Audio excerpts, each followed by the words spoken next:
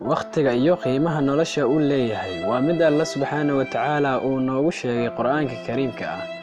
Shareecaduna waxa ay na faraysaa in aan ka faa'iideysano waqtigeena. Hami ama hansare oo aad yeelato waxa ay sabab u noqdeen in aad hadaf dejisato. Hadafkaasina waxa uu sabab u noqday in aad waqtigaaga maarayso. Waqtigaaga oo aad maarayso ayaa ah sababta koowaad ee guushaada. Waqtigu waa waxa ugu qaalisan aynu haysano.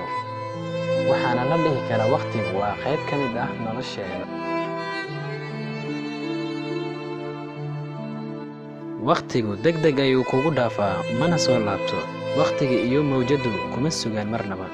Adduunkan saddex sooma laabtaan. 1 hadal aad dhahday. 2 fallaar aad gantay. 3 waqti ka tagay.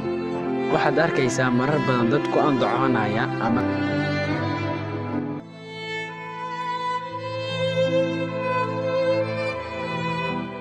ku doodayo waqti ma haysto, waqtiga igu yar, mashquul ayaan ahay iyo wixii la mid ah.